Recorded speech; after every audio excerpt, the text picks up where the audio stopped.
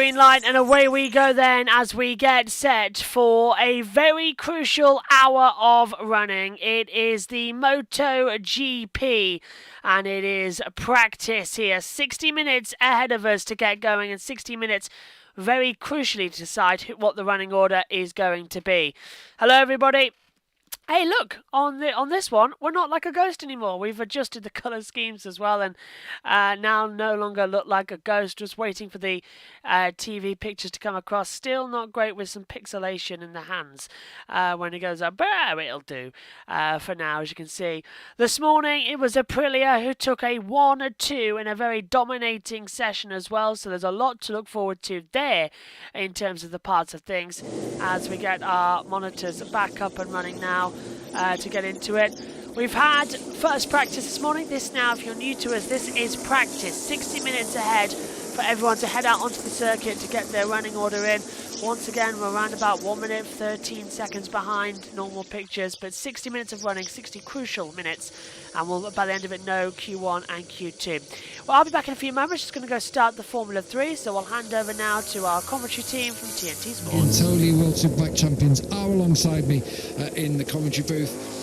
And we're ready to go with this session. It's going to be interesting to see if anyone goes out straight away, tries to get a lap in there. I'm not saying for any other reason than getting a feel for what it, getting a banker in there just at the start of the session before the temperature soar even further. Yeah, before it gets really busy during the end of the sessions and you're dealing with yellow flags.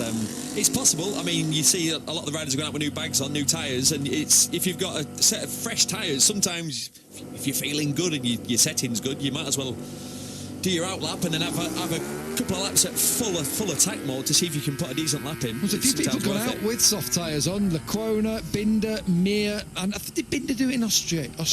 Did he go out first up early on in that session in Austria? I know there's a worry about rain though. There was a big worry about rain though, and we did get some spot. The weather for this session looks stable. No, yeah, I think that this morning most of them used one front tyre and one rear medium tyre, so they're just going out with a soft and probably try to see what it can do, over the distance, see what the grip level is like, back to back it with a medium rear as well, to try and understand what might be the best choice as well for the sprint race, because they need to make sure that if they want to use the soft, that it lasts for the length of the sprint, even though it's half the distance. Yeah, I've got a question for what I'm sure people will ask at home. So if you go out and do a fast lap, a time lap, like you push hard on a lap, can you then keep using that tyre and learn enough from it? Does that make sense? Still put 10 laps on? You can, but you're going to spoil it a bit. Right, and it's not going to feel the same. And also, if you're going to go for a time attack, you're going to go with low fuel, which makes quite a big difference. On those bikes, 22 litres, it's a 17 kilo of fuel.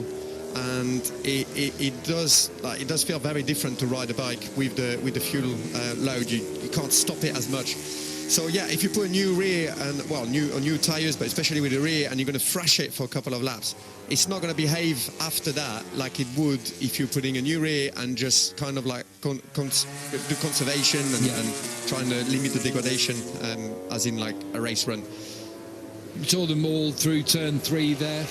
Not quite fully on it yet, but it's a great corner, that, isn't it? Superb corner. It's one of the longest corners of the whole championship. I don't know if it is the longest corner, but when you're going round it takes a little bit of getting your head around because it's so long. There is a small period where you're in the middle of it. You can't see the exit of the corner, and it's quite easy, it might sound strange, to be ever so slightly lost of where to start to attack. There are little markers you pick up, and you learn of where to start being more aggressive with the throttle, but you do feel like you almost feel like you're wasting time in the middle of it because you're on the side of the tyre for so long. But you have to be patient. If you start to accelerate too early, you end up where you'll miss the apex. It's a really late apex, and I know a bit about that. So interesting that Marcus looks to have gone out with the new aero package on that Honda in this afternoon session. It's a really strange track. I raced here quite a bit over the years, earlier on in my career, and I never had any good results here. It was a track that didn't work for me, strangely. And I know it is a weird track. It's a peculiar track. You need to ride in a different way here, and it's hard to be efficient on this track because of the low grip, because of the long corners, the spin. You need to place yourself and favour the corner exit, pick up the bike like we're talking about turn 3. It is a very long corner. You spend a lot of time with leaning, and you need to kind of like just before closing the corner, you need to slide the rear to point the bike in the right direction and pick it up in the same time. It's a different exercise riding around it. Did you like it? I used to love it, yes, Neil. Yeah, strange. Did you like it? No, because I just couldn't. It's a typical racer would say. You usually like the track That you're good at. that you do. You get We're the all results. we're all the same. Yeah. So. No, never liked it because whatever Sylvain explained it there, but the DNA to this track, I couldn't really. It's never worked for my riding style.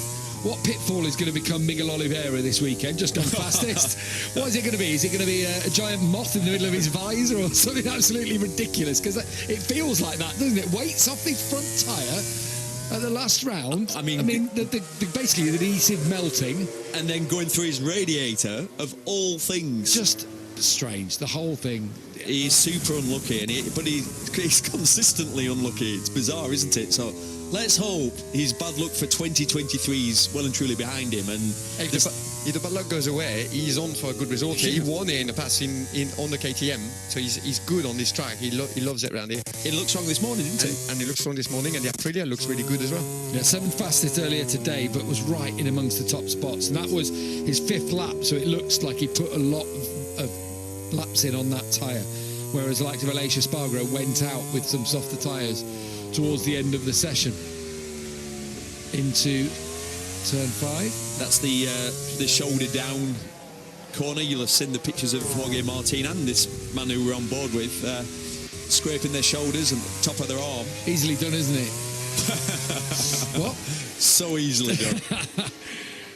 It's funny because turn 5 is a tricky corner. We see a lot of crashes there, sort of off camber, but the curb on the inside's not really high, but it's just a strange corner. It just looks. There is the angle that we get where you do get big lean angles, don't you, here at this racetrack? Because it's downhill in that corner, and it exaggerates things as well. It's brilliant. It looks fantastic. It looks unreal on TV, and so I expect that from you later on, Neil, on your... Yeah, well, actually, after this session finishes and I'm on track within half an hour, so it's good of the lads to go out, lay some rubber on the racing line, and I'll go out... Why are they putting it there? And I'll go I'm just going to rip one up. Is that what they do? Oh, my word. Rip up a lap time with Neil Hodgson, everybody. Run away. It's going to be one of those evenings as well where you don't want to see him out on the circuit. Okay, so time's coming through then as the MotoGP session's underway, but Formula 3 is just at their qualifying session. A champion could be crowned as well with Gabriel Bortoleto, so I'll be sort of flying in and out of the commentary team unit throughout the session, so apologies for that. It's it's a crucial session, but it's an hour of practice we don't need. This session could easily be half an hour. I don't know why we need it to be the full hour, but Oliveira from Di Giannantonio, Binder, Viñales, Zarco, Aleix Espargaro all coming in as well, looking quite strong into it. This is Maverick Viñales having a little bit of a moment on the Aprilia, coming into the braking zone in turn 5, just catching the front left of his knee pad as well, and almost losing him off the bike as well, with his right leg coming off the foot pedal. So he's got to be a little bit more careful than that as well, and hopefully he will have learned that going forward. Just extending now the TV images that you need to see at home, so you get the full strategy of what everybody is on. In terms of the tyres, it's going to be a very crucial session, of course. We all need to know exactly what everybody is running and riding, because it's going to be important to remember going forward as they circulate once more out on the circuit here. Just seeing some more situations being run up now by race control as well, so not all thumbs, and that's because we've got a crash for Takiki Nakagami. His bike has failed coming out of turn 2 and he's had to hop off it. It just looked like he's got no brakes, so he's run off it and pushed it back, so a bit of scuff levers there for Nakagami, but he is in trouble, it looks like. Very unusual stuff.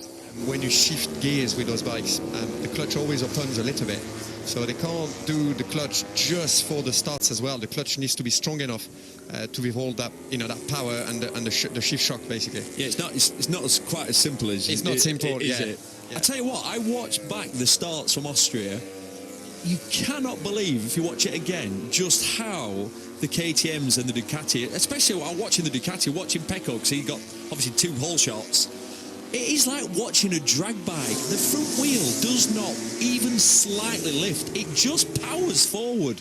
Whatever they've found, because Ducati said he said, look, Ducati have given me something. I've never seen a start quite like it. You know what we see lots of practice starts at the end of every session? I have never seen a start like Pecco Bagnaglia's. That bike it's like there's glue on the front tyre. Well, it's just like a drag bike, and it just explodes forward. And the rear for not spinning as well, because normally if you've got that massive stability like that, you can have a tendency of the rear starting to spin, but the bike is just so efficient, starts like an absolute rocket. I'd love to experience that. It must have felt so good. They basically knew that was the race. That, you know, effectively, if they got to the first corner before Brad Binder, it was almost race done. And so, well, being stuck behind Binder, and also we know about the tire pressures as well. We know as well most of the riders, and I've been speaking to some of them in details about, you know, the starting pressures and the difficulties they're having during the race. I mean, there's no margin. No, there's no margin. We were talking little. to people in the paddock, weren't we, in Austria? We were talking to people working in MotoGP teams who were saying they have never seen pressures, never seen temperatures like it. They were starting off, what were they saying, about 1.3? 1.35, 1.4. Yeah, that's very low. I mean, basically you'd feel like your tyre's a little bit punctured. Yeah, like in the first wall laps. you can almost put your thumb in. Yeah, so that's very low. And then still, with those starting pressures, they still were reaching high temperatures and the pressure building up, you know, to 2 bars, 2.1. And even a little bit more for some. Incredible, isn't it? Yeah. Really good Obviously stuff a very coming up now. heartbreaking track. But Probably the worst. Yeah. But it just shows you Motegi will be another one, won't it? those MotoGP bikes with the specs that they currently run with the ride height devices, with all the aero and that extra load on the front tire all the time. It's just very critical now with the front tires, and we are kind of at the limit. Miguel Oliveira already in the session is 6/10 quicker than he was earlier today. Brad Binder half a second quicker than he went. They are one Yeah, it's getting quicker now and faster as the bikes head out on the circuit. Just a quick thing, I can't always show the sector times. I can't always show them because they don't like it, and they do tend to get a bit blocky as well. Let's just get that back in centre line for you. So I can't always show them, but you can see red sector time for Luca Marini at the moment as well. So it's sort of a hybrid of systems of what we can and can't show effectively on the TV. We used to have TweetDeck in, but Elon Musk decided that it wasn't allowed anymore, TweetDeck, without paying for it. Which is a silly thing anyway to do. So we haven't got it. So we've got the blog, as you can see, just asked for Honda's Nakagami, jumped off the bike with the technical issue down there on the circuit. So fingers crossed we'll keep it going. But Binder third at the moment, 3/10 down his overall time. He's a 1:44.26 at the moment. But it's getting into an interesting part now, isn't it? This next session, as Bezzecchi's being followed by Binder. We're seeing now, well, Binder's now ahead of him, so that's an old team communication message that's come through on our side of things up here in on the race control messages. Oliveira from Vinales, Binder, Bezzecchi, Zarco, Alex Marquez, Aleix Espargaro, Di Antonio, Martin Marini. That are your top 10 to automatically go through to Q2. Everyone else will then have to take you through Q1. But look who's up there on hard front, medium rear, Vinales, and he's second fastest. Aprilia going for a bit of a split strategy here, because we've got Oliveira on the other Aprilia, which is not really an Aprilia, but it's an Aprilia bike. He's got medium front, soft rear as well. So they are slowly getting there in terms of timing and pace positions as well. I'm looking for Aleix Espargaro P7 medium front soft rear, so complete polar opposites for the two Aprilias at the moment in terms of to which is the correct area of the bike to be on. Bagnaia is starting a lap time now. He's on medium front, medium rear, 343 kilometers an hour into the braking zone. Vinales' first sector time is a 16.9, so again looking faster. As you can see, look at that from Marini, still 16.638, so getting quicker and quicker on the runs around to go through. So it's an interesting run, it's a close run that we're seeing at the moment here. Let's return to TNT. Reading between the lines and looking at what we're experiencing this year is let's say three of his main rivals. I thought one of his main rivals was going to be his teammate, Enea Bastianini. I thought he was going to be able to take it to him this year. Well, unfortunately, he had that crash at the start of the year, broke his shoulder, blade, and he has not recovered. I mean, he's had a terrible season since. I think of the other what I call aliens of this championship. Marc Marquez is nowhere near had the opportunity to fight because of obviously the motorcycle. And then you look at Fabio Quartararo, exactly the same. Quartararo I look as just a super special talent. He can do anything, but unfortunately not having the machinery. So we've ended up in a position where what I'd call the 4 top men, well, 3 of them, for the, or like I say, the different reasons, have just not been able to take it to him. And we have ended up in a situation now where we've got Jorge Martin and Bezzecchi on a year-old bike being the next best. And I think that's why we're in this, I'm going to have to be honest, a bit of a lull in the championship. Yeah, there's lots going on and we can still get excited. But I feel like that's why the racing's not quite been what I think we'd all hoped and expected. I don't know what your thoughts are. That's just I was thinking about it this week. Yeah, I mean, for me, it is disappointing to see somebody like Fabio Quartararo, not being able to fight. Especially him being French, being the world champion. He's like, you can tell that when he's on that bike and when he rides well and when everything clicks. I mean, the talent is just unbelievable, and we want to see him, taking the fight up to Pecco, but he can't do it. The bike this year, his package is just not good enough. So it is. I'm going to interrupt Sylvain here because Pecco Bagnaia has had a massive slide on the rear of the bike into the braking zone for turn 10. Front went forward, the rear just stepped out. He couldn't get it under control, and he's putting his head down as well. He is down right now in 19th position on 141.702, and he is absolutely furious with himself. That we're seeing this more and more, aren't we? Especially on Fridays with Bagnaia. The fact that the bike just doesn't work, and Fridays used to be the running order, didn't they, for Q1, Q2, and he got it together in the last 5 minutes of the session, but ever since it just became this practice session is the running order, this single hour on Friday afternoon, he has crumbled a little bit, and it takes him the entire hour, going through so many tyres, so many laps to get the car right. So to get the bike right, and it's just not working for him. So it really is a struggle right now. But Oliver, Viñales, Binder, Bezzecchi coming through as well, they're fine. But could this be a weekend and a track that he doesn't like, because he's just come into the pit lane once more, so he's really struggling out there, is Pecco Bagnaia. I'd be really interested to see the setup changes on bike 2, because they've got the 2 bikes, haven't they? So bike 1 will be set up differently to bike 2. Really be interesting to see the difference between them and see if it can and will it change any more going in the factor forward. And the positive thing is seeing the KTM, for example, this year. I mean, they've made such a good step up, and we've seen Binder being able to fight. We've seen Jack Miller, being able to fight as well, and that's great to see. We've got the Aprilias that since the last 2 or 3 races, since Assen, have made the step up and taking the fight to that man. Aleix Espargaro winning in Silverstone was a brilliant, fair and square win. It was brilliant. So. I mean, there is dynamics. There is a Pecco Bagnaia that is dominating in the races. He's just in a really good vein of form. And yeah, he's very strong, and he's getting more and more confident. He's looking so good. The other thing is, the crowds have been good at most of the places that we've been this year. Really good. The man was unreal. I think sprint races have been a success. Massive success. I would say. Yeah, well, we know Saturday crowds are up, and we're aware of obviously television viewing figures. Saturday figures are up massively, because obviously people would rather tune in to watch a race than qualifying, which is understandable. So there are certain things, without a doubt, the disparities or the fact there's 8 Ducatis. I constantly hear how 8 Ducatis is by design or whatever. It's teams, independent teams have chosen to run those bikes. It's not by coincidence. There used to be 8 Hondas, or there used to be 12 Yamahas at points in the championship. There have been periods where certain bikes have dominated, and so I don't think all bikes for private teams have a similar cost, and that cost is bared by Dorna. So you're going to pick the best bike. Yeah. Oh yeah. And if they can supply it, you're going to pick it, and then Gigi Dall'Igna put this politics on where he can supply the bikes, and they are making it work, and they supply a very competitive package to the private teams. Fabio Di Giannantonio, fantastic lap from him out there on the circuit. He's rocketed up to the top spot.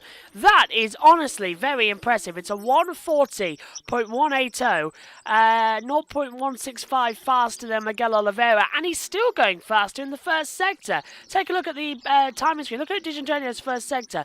It's a 16.898, so remarkably quick. Middle of the second sector coming through. Will there be a bit of a change that we need to see? Or are you thinking about it? Let's take a look. Second sector. Back on the power a little bit more. Is he quicker? Is he slower? What's the gap?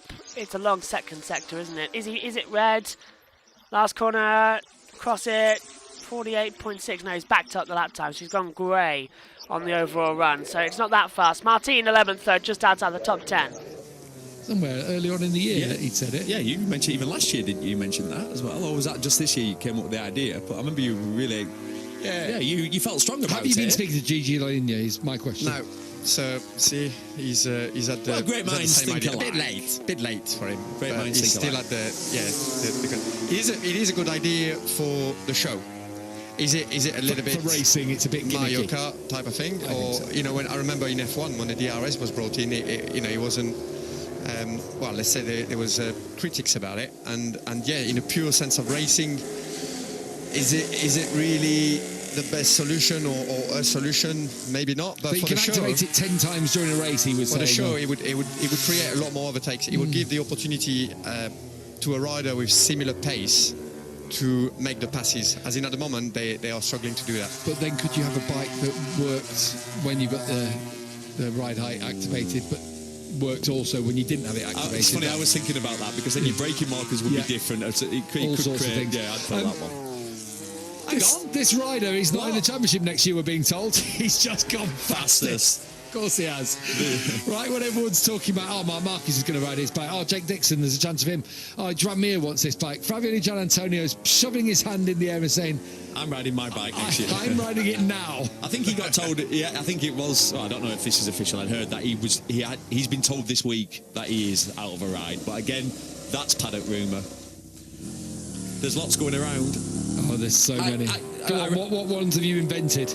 Oh no, this week? No, I'll let you know later. But I'd read earlier today that we won't find out who's going to be on this last Grassini seat until after Misano, because they're going to have the Misano test, and then Marc Marquez will know if what Honda have brought to the... I've heard that one.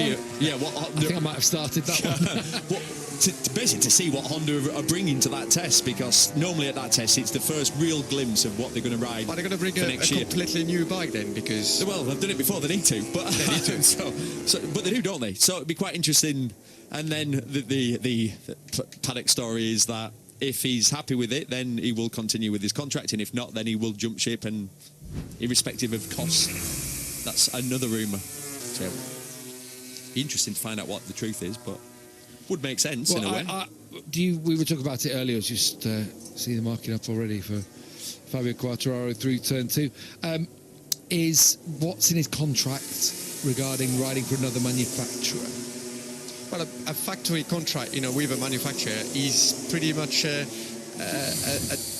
deal that is absolutely tight. So you don't just walk away or break that contract on a technicality or something like that. This kind of contracts, it's like a book, and you can't really do it. But I have seen factory contracts from Kawasaki, obviously as Alex Lowes' manager. I have seen factory contracts from Suzuki. I've seen factory contracts from Yamaha, and you've seen them in Ducati in your day. Yeah, all three of them. Actually, I didn't really see them because I had a manager at the time, so I didn't believe it or not. I didn't read through every detail.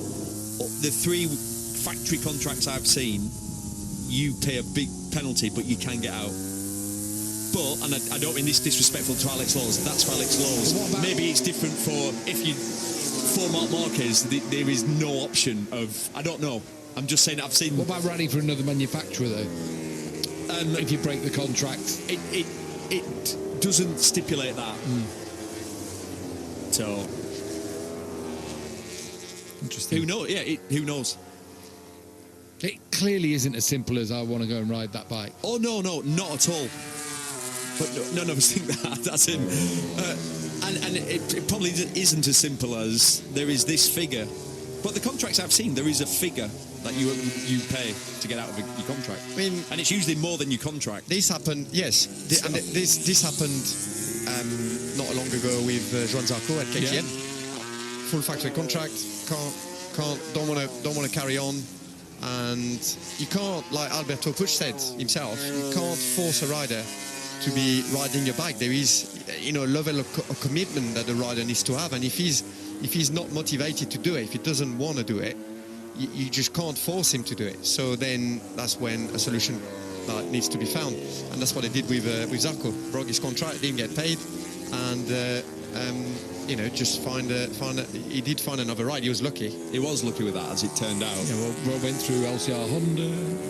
Who else did he ride for? Vintia. That was it, Vintia. Yeah. And that's obviously where he stayed, and then had a lot of success with them the following year. And I just can't see it happening with Mark.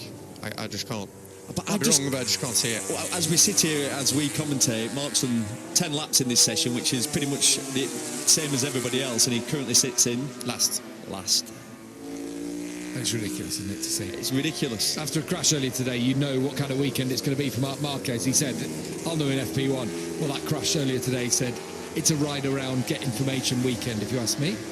1.7 seconds off.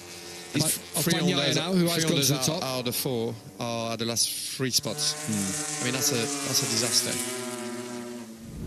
I was looking at the championship standings, and I saw our previous world champion, Joan Mir, has scored 5 points. He's behind Danny Pedrosa in the championship. Well, I mean, John, he's been struggling. He can't finish a race. He can't finish a race. Keeps crashing, hurt himself. He's not good. Look.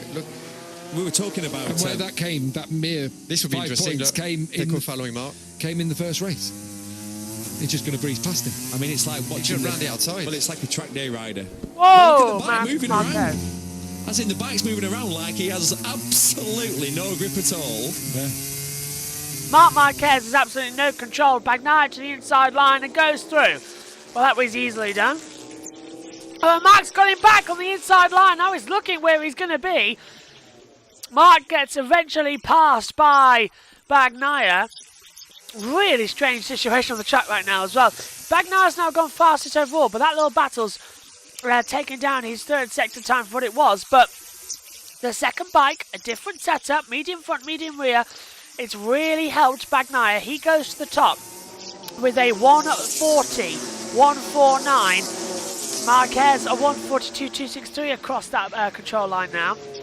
But Pecco Bagnaia, if you take a look at the sector times, lighting up the timing screen, fastest sectors 1, 2 and 3.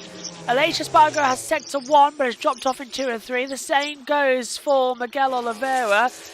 Mavi Vinales is improving. In fact, he's faster on the time in the third sector compared to Bagnaia, but that means absolutely nothing at all. So once again, they will continue to keep pushing, and they will continue to have an attack here in a very crazy practice session. Look, it's the Ducati inline just turning as well.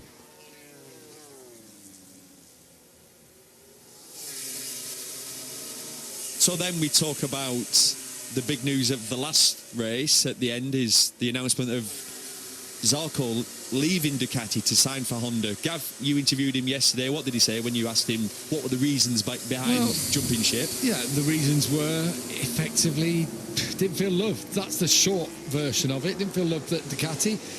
Wasn't sure whether he'd even be at Pramac next year. So his deal was to sign with Ducati, but not knowing where he was going to be riding, which team, whether it would be Pramac or Gresini or even VR46, but it wouldn't be there. And the option for Honda was a 2-year deal, and so for him it was a no-brainer. He feels he's got something to offer. He felt like Honda wanted him. Of course they want him. I mean, for Honda, it's a massive score to sign Joan Zarco. You know, he's what is it, 4th, 5th in the championship. He's never won a MotoGP race, but he's had loads of podium. He's got huge experience. He's been testing. He's been the trusted man from Gigi Dall'Igna and the Ducati clan to test the new evolutions. He's ridden all the bikes, hasn't he? Sorry? He's ridden all the bikes. He's ridden a Yamaha. Not Suzuki, has he? He did a test in the Motegi. 2-day test, yeah. I'll tell you what, there won't be many riders that have ridden all the bikes. Has he been on the Aprilia? No, he won't have been on That's that. the only one. But Johan Zarco has got huge experience. He's extremely fast. He's potentially can create a surprise if it's a bit wet or like a drying track. He could still, So for Honda, this is a big scoop. It's not going to get better than that for them. They are signing a really, really strong rider that can help with their project. For Johan Zarco, they're going there. It's okay. It's Honda, and you think they're going to react, but it's been 4 years now that they are absolutely nowhere. Here we go. Oh, Binder is under attack from Bagnaia on the inside line.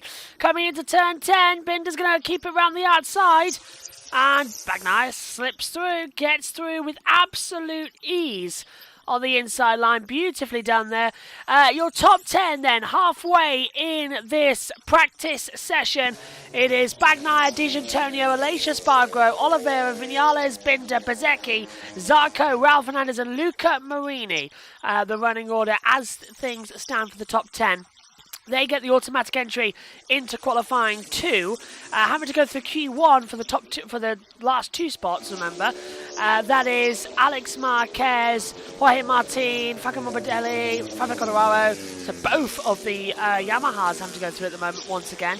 Nakagami, and they are bashing in on the Ducati. That won't stay that way. That will change, I feel. Jack Miller, yeah, he's not going to go through Q1.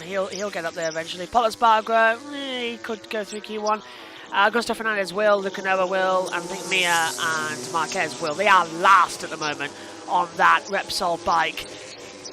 Johan Mir and Marc Marquez, 2 world champions, are 21st and 22nd on what is the worst bike in the sport. There is a yellow flag out in Sector 4, and we're just having a look at Maverick Vinales with a bouncing buckaroo as well with that Aprilia.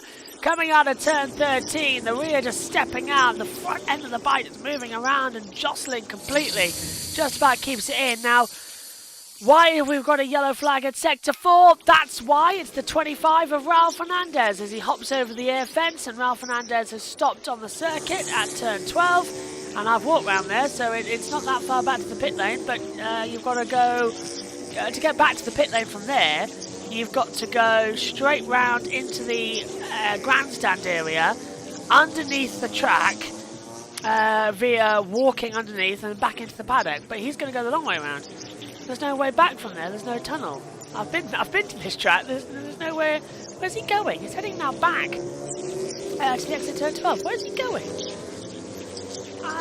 There is. I think could he get to the main road from there? I think it's a bit of possibility he could get to the main road that leads into the circuit, because there's a secondary entrance point. If we can get over that part of the track, and it hit the air fence massively as well. Hit the air fence massively there, and surprised it didn't actually bust the air fence coming through. So, yeah, yellow flag's still out, so they recover the bike and everything, but wonder if he can actually get back to the paddock from there, because he'll have to go underneath it. Very bizarre stuff going on. Himself, Fat wanted 2-year security, a good package on the financial side, and you'd understand that. If that's what he wants, then great. You have to respect the choice. Yeah, you can't argue with that, can you? No. And with the Honda being, obviously they're committing. They want to work at it. So I mean, it is the first manufacturer in the world in terms of sales. They have firepower, and hopefully they can come up and try and turn things around. But as it stands, it's difficult to see,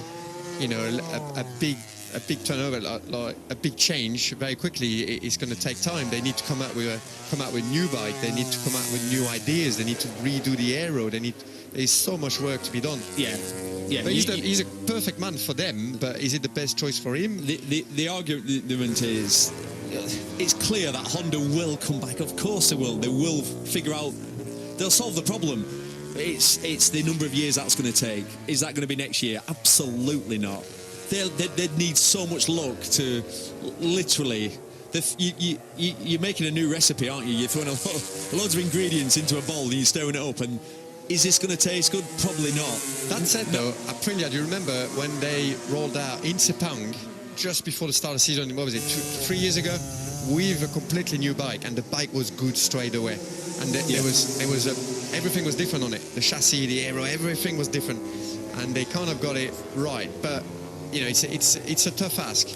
And there's nothing we would like better than to see Honda being competitive and see Johan Zarco, you know, what would be performing and not Marquez, and it would be brilliant. The other question mark is obviously when things were tough at KTM, when it wasn't working for him, he walked away from it. Now he's a different person, different stage of his career now. Maybe it'll be a different story, but that's another consideration, isn't it? Absolutely, 100%, yeah, because, you know, when there's a precedent, you'd think this could potentially happen again. You just never know. You know, it's hard to keep motivation if you're not performing, if you're crashing, if you're maybe hurting yourself, and you can't see. When you lose your confidence, there is nothing worse for a motorcycle racer. When you lose that feeling and you're scared of the motorcycle because it keeps slapping you down on the ground, you end up riding round 1.8 seconds off the pace, and your name's Marc Marquez or Joan Mir or Iker Lecuona. They're that far off the pace, but they're scared to, once you push through that, then you end up face planting. So, for example, if I look at Zarco, if it was Jack Miller, I'd go, he's perfect. Jack Miller will keep on crashing. He'll give you some feedback. He'll be ideal. I think Jack's rock solid. It just doesn't really affect him. But Zarco's the opposite to that.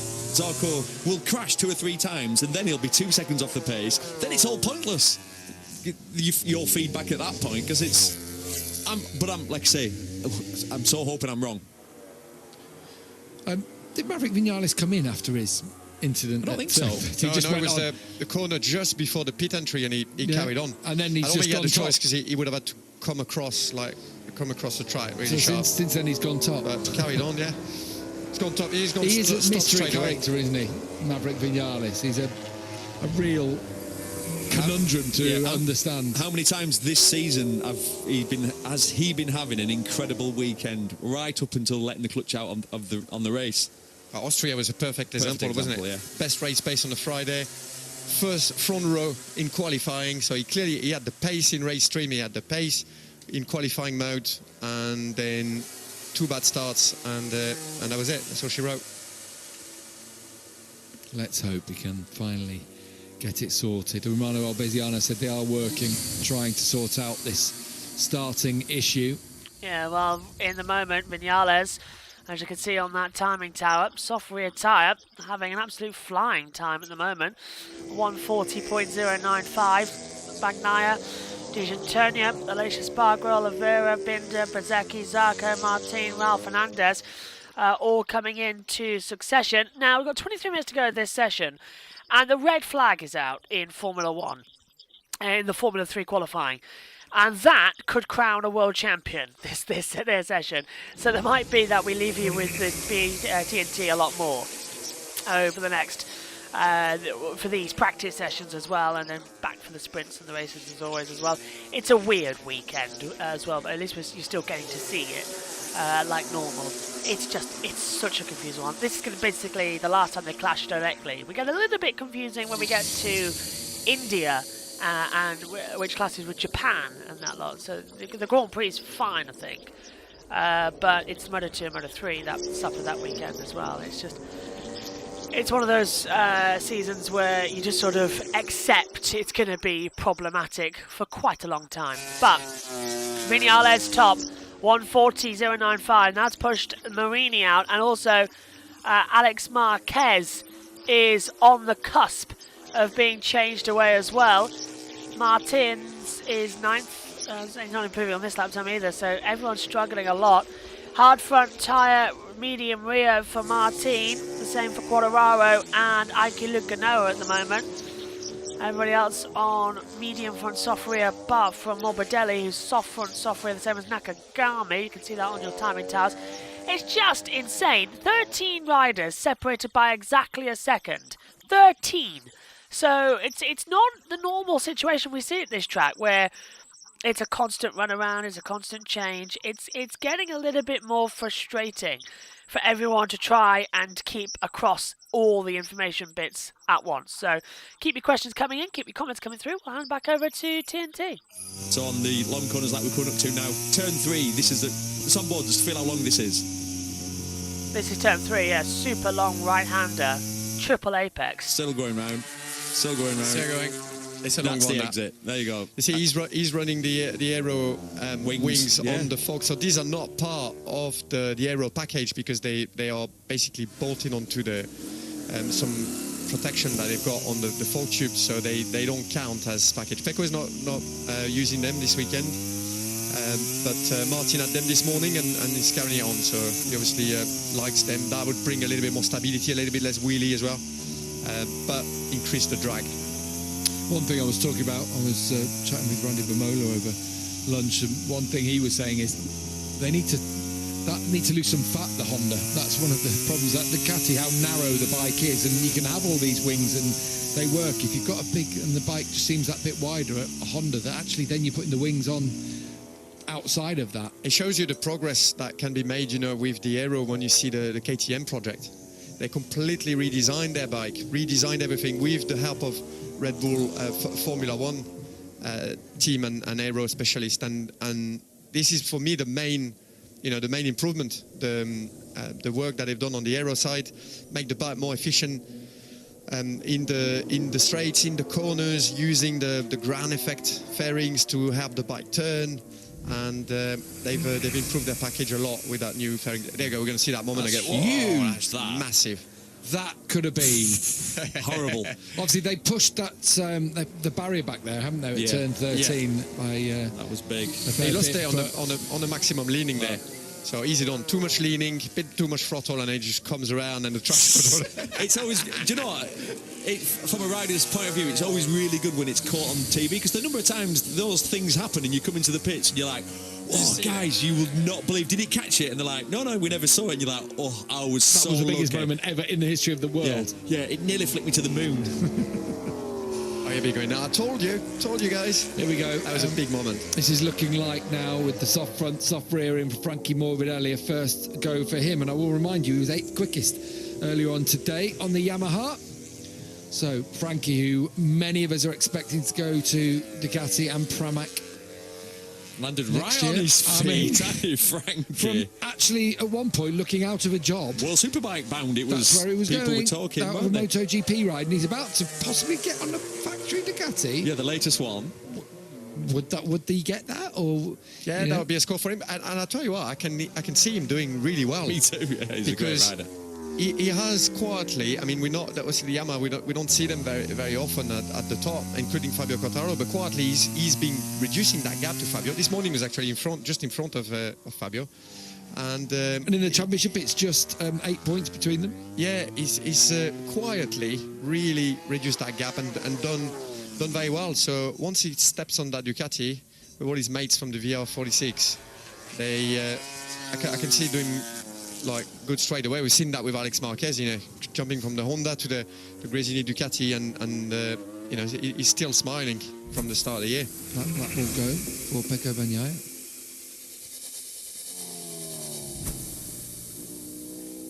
Earlier in the session, this is when Binder just gets in too deep. Look at him, I love it, that reverse backing it in, that looks gorgeous, that. Full Scandinavian flick. It so looks that way, doesn't it? Yeah, a little bit too deep there. Nice to see as well the fairings, the bottom of the fairings. Two different ways of generating that ground effect. The Ducati with that type of diffuser in the front that is close to the ground when they lean, and then the KTM, the wide, big fairings that are very close to the ground at the bottom. So both do the same, have the same effect, but two different ways of creating it. Johan Zarco's on a decent lap out on track, halfway round, currently running in 8th place. As Brad Binder's getting ready to head out. Here he is. Going to be an exciting end to the session, this, I think. Johan 17 still minutes using ago. the fat fairing on his Ducati, the one that they chose at the start of the year, that Pramac team. It makes you wonder if, does it all stop now? Did they not give, does it? That's what he said. Yeah. He said, I will now, obviously I won't be testing anything anymore, and Yeah, that might work in my favour as he goes to the top of the timesheets, because I won't be testing stuff. I'm not a mule anymore, and I know what I've got for the remaining 10 races. Not a bad thing running into the sort of tracks we're going to be going to once we leave Europe and we head over to Asia. It's going to be quite interesting. You know, if you've got a bike you know really well, that's pretty stable. It's normally beneficial. You can concentrate on your setup. You can fine-tune what you already know, and you don't get lost. You don't lose time mentally and physically. That you keep your energy, you know, with what you got, and that can make the difference. The lap times, though, I mean, Zarco is on medium rear if we have the correct. Sorry, medium tires. Yeah. So that's maybe not a full time attack, because even though he took the best time 40.0, we're still 1.3 seconds from the all-time lap record from Anish Spargo last year. So we're quite aware. And if we are going to be open and honest with each other, unless Honda somehow transform this motorcycle for next year, you could be looking at the last 10 races where realistically this man's got a chance to win a Grand Prix. Yeah. Really? And he'll know that. He's not daft. Unless he's going to get it working around circuit. I'd love that. Unless he get it working around circuit of the Americas. Well, Alex Wells did. Here we go then. Up over the top of the hill and down through turns 13. That's where we saw Maverick Vinales have his big moment. And into the final corner now for Johan Zarco, the flipping flying Frenchman. Will we see one of those backflips? Oh, a little bit of grass caught as he improves his time at the top. I remember him do you remember the battle with Nico Tirol here in the 125? That's going back a bit. He won the race here, but went off onto the I do remember outside of the track and was taken away from him. That's right. It was one of those. It always looked like he wasn't going to win his first 125 race. Time attack. They're coming out with the new tyres, so we're going to see maybe 2-3 rear tyres. Yeah, you might as well, hadn't you? You might as well. You need to get through to qualifying too. Can you see people running the softer tyre in the sprint then? You think that's going to be it's possible. It's a possibility, yes. Yeah, and Michelin said as well, even though so here they bring in a soft and a medium rear, two choices, both asymmetrical, so the right side is a little bit stronger, but the soft is not really a soft. What does the soft do then? Does it offer a little bit more grip, less durability? And then the harder option on the front offers that bit more stability. Grip. But the mix, when you know the rubber compound, like, they all have names, like weird like letters and numbers. Codes, Yeah. Go on, what are the secret codes? It's not actually a soft rubber. Here we go. Sorry, Fabio Di Gianantonio just got half a second quicker than it pretty much. So Digi to the top of the pile. Soft tyres in for Digi. In the rear anyway, medium front, which seems to be the choice for many. Ike Lecrona's gone with the hard front. How does, this is a question for you, Sylvain, having ridden with these, especially when we're looking at tyre pressures, the different compounds, how does that affect things in terms of the tyre pressures and how it develops during a race? Well, for the rear, not so much. It's more with the front. With the front tyre, yeah, with the front tyre. So if you run like a softer front, you're more likely to overheat it, and so that's when you need to move up, and that's why we see when it's hot, the riders using the hard. So normally at Michelin, when the soft, medium, and rear and hard, in the front and the rear, they're more like they're rubbers and construction that are designed to work with different ranges of temperature. So basically, the hotter it goes, the more hard you go up in the range. The soft tire, when it's hot like now, it's going to be all right for a lap or two, and then very, very quickly it's going to feel like there's a lot of movement and you're going to lack support. So this is why these guys now, they're all on the medium fronts, and somebody's on the hard as well, hard front. Yeah, Ike Lecrona. But because everyone else, medium. They need the stability. Yeah. When you brake hard, straight, you need to be able to, reduce that braking distance.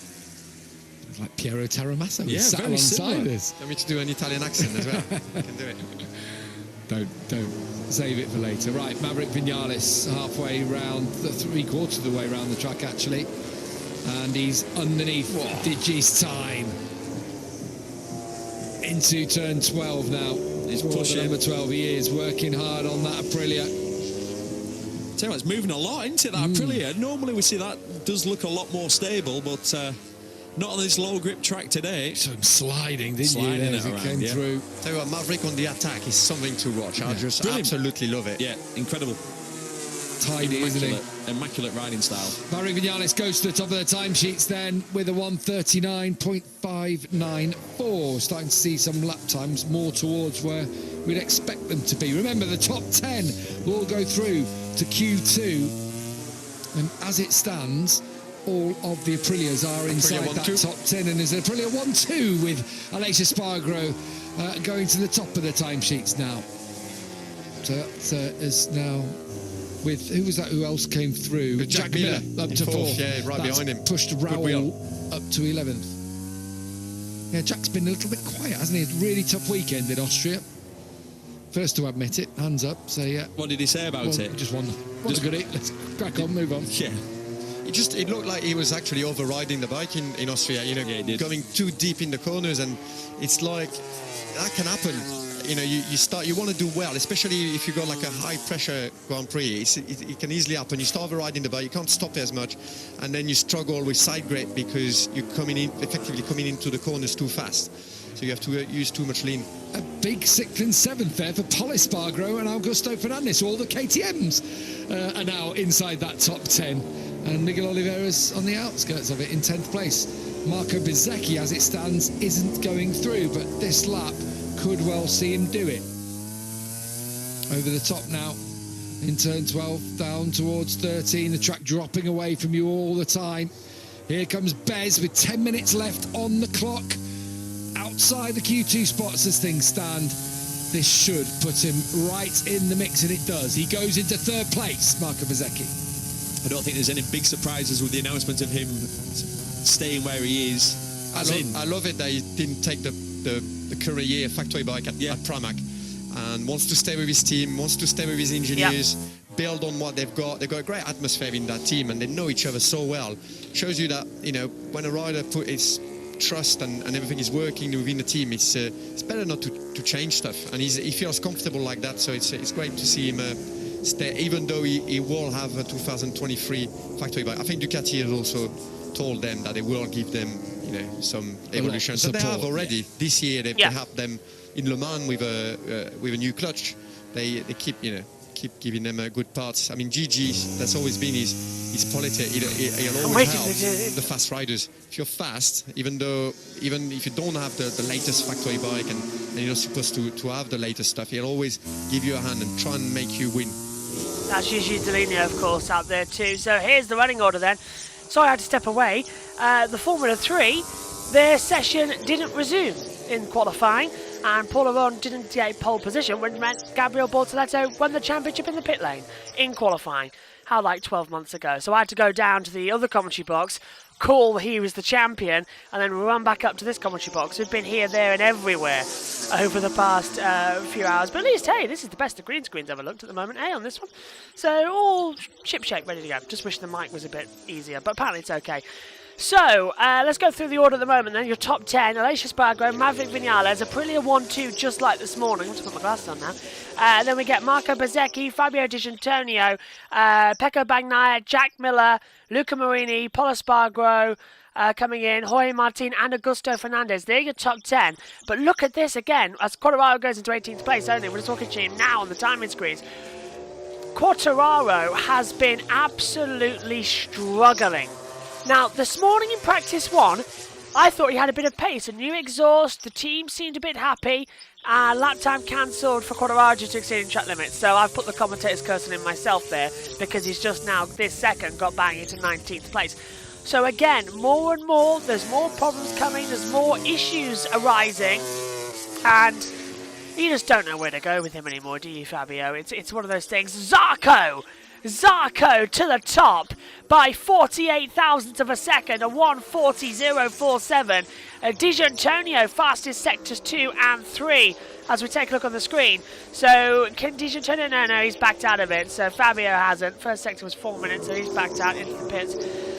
Bagnaia 2, looking a bit slow. Has Di Giannantonio crashed? What's my... Yeah, hang on a minute. My timing screen says 13:57, so it's updating on positions, not on time.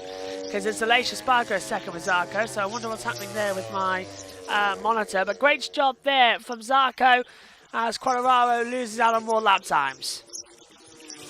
Real. As Zarco goes top, he's found There you time go, in the last there you sector. He's not fourth, of course he isn't. He's a 10th under and a 139.257 Mighty good times, from mighty. Zarco. He looks on it. Sylvan's grinning.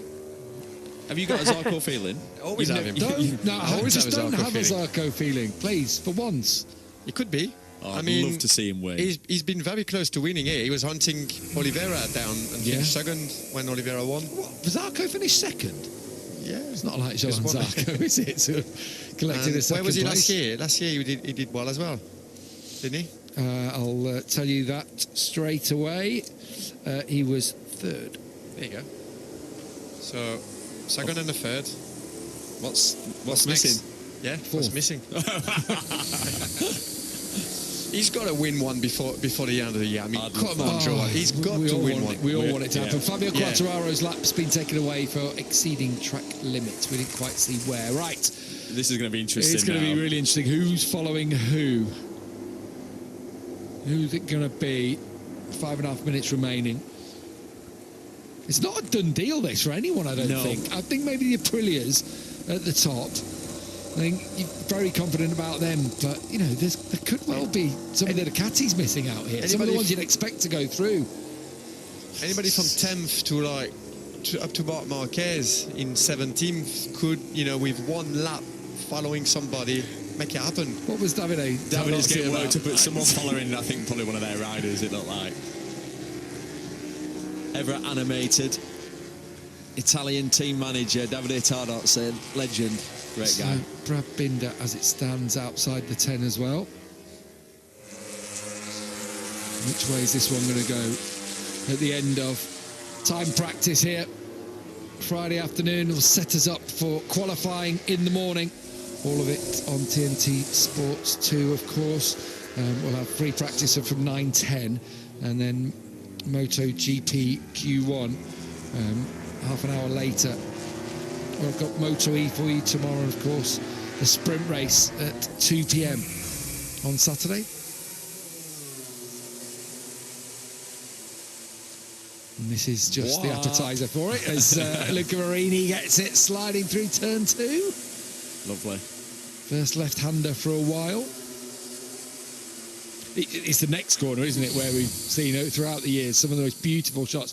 I always think of Gary McCoy through there. Nicky Hayden was always brilliant to watch through there. Gary was doing it for full effect, Obviously. without a doubt. Always a showman. The limiting factor for Gary McCoy was the lock stop. I mean, because he was on it. We can't get the rear out anymore. Is this Moto 3? I mean, that's a car park, isn't it? Messy, that is. I didn't like the look of that. No. That shot wasn't,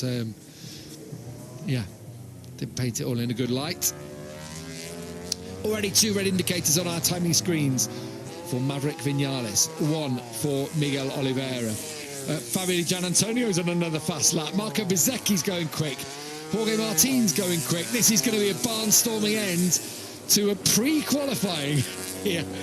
I mean, all it means is the top 10 going through to Q2, but it's the biggest part of the weekend for all the riders now. Means everything. I'm going to say, as you know, if you get caught in qualifying 1, there's no guarantee that you're going to be in the first 2 to get promoted into qualifying 2, and then that means you're stuck back on the 5th, 6th, 7th, 8th row. Who's going to miss out today? I don't think it's going to be Maverick Vinales. Down to the final corner for the local lad. Can this weekend finally be the one that he breaks his Aprilia duck? He's promised so much over the last couple of seasons, and he goes to the top of the timesheets now with a 139.0. It was an Aprilia on pole here a year ago, and Miguel Oliveira has put himself, as it stands, in Q2, but only in 8th place. Marco Bezzecchi went up to 4th in the meantime, pushing Oliveira back to 9th. If he manages to win, Maverick, he'll be the first rider to have won in the Grand Prix era, the MotoGP era on 3 manufacturers. Yeah, Jack Miller also is another one who's looking for in that line one. for that, yeah. There's Pecco Bagnaia has as the Marquez brothers following him, and then Luca Marini has Brad Binder for company, and Binder's going to have to squeeze through on Marini here, and he does do so. I wonder if that might have just affected Brad ever so slightly. We're talking thousands, and that little thing can just affect you ever so slightly. Here we go then. Bagnaia up to 4th place. Binder goes ahead of him into 4th with just over a minute 40 on the clock. The team delighted that Binder has pulled one out of the bag there. Aleix Espargaro halfway round, chaps. Unreal. A quarter of a second under. It really is. Unreal. So it's Vinales, Zarco, Espargaro. Oh, Brad he's Binder deep fast there. in the first That sector. is so late on the brakes, but he's got it stopped. Got it. He's brought it down. Yeah. And Late then around, apex. late yeah. apex around 11 into the kink there, into 12. Still a quarter of a second underneath for Aleix Espargaro. Who's at risk? Yeah, so who is at risk? Because the checkered flags come out now. The session is over. So this is now going to be the run to see who's going to go through. Zarco's dropped to 4th. Aprilia have gone back to being in 1-2 positions at the moment. Bezzecchi, 6th fastest. Aleix doing a 1:38.686 lap time cancelled for Maverick Vinales due to the yellow flag. There is apparently now a yellow flag on the circuit, though we can't see it up here in the commentary box. The checker flag has just come out. There is Binder. Bagnaia, he's 5th. Yellow flag's down the 3rd sector. And lap time cancelled now for Vinales. Raul Fernandez having lap time cancelled. Alex Marquez. So whoever's gone down on the exit of turn 7 and 8 into Campsa at turn 9, whoever's gone down there has spoiled everybody's lap time. Jorge Martin lap time deleted. 41 of Aleix Espargaro lap time deleted due to the yellow flag. So they've all had their laps ruined by that yellow flag. So what actually is the running order that we need to see? I'm not seeing anything at the moment. I think it's Aleix Espargaro from Vinales. No information at all from race control as to who has actually gone down. The yellow flag is still there. Is it an Aprilia? No, it's not, because they're both taking the flag. Well, who hasn't? Luca Marini could be. Oliveira's taken the flag, and so has Raul Fernandez. There was just a green dot stationary at turn 7 and 8 for the longest time. And Bagnaia lap time deleted. 36, 33, 73, all coming through now with lap time deletions. Don't tell me it was Fabio Quartararo, because he is going slow. Everybody now. Now, there should be a rule in place now where you get your lap back, although they've had an entire hour, so maybe not in that times. But, yeah, really unfortunate. You've seen the times, this entire session, by the way. I can't always show the battle screen like this because you get blocked quite quickly. So, you saw the times and the gaps and everything like that, just not the sector times, which sometimes is helpful, sometimes not, and sometimes they're wrong as well. But yeah, I can't always show the same screen, otherwise Dorna block, and this is a quite important livelihood to come in as well. So yellow flag's now been retrieved. I can't see who it was. There is no sign of an accident or anything, so why on earth there was a yellow flag at that part of the track, I don't know. There's now a double yellow at Campsa.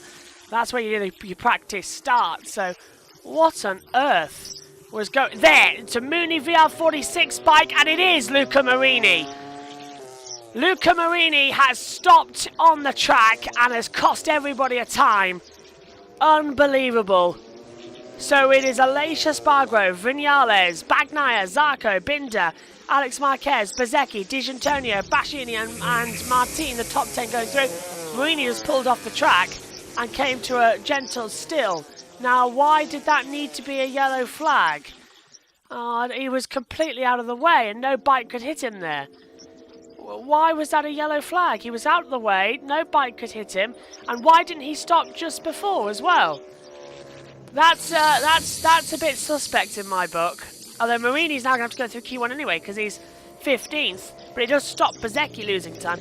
That's a bit suspect in my book, how changing it was.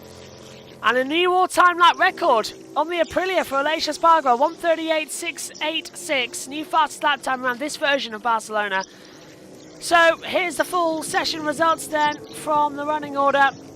It's Aleix Espargaro, Maverick Vinales, Bagnaia, Zarco, Binder, Alex Marquez, Bezzecchi, Di Giannantonio, Bastianini and Martin, the top 10, automatically qualifying for Q2.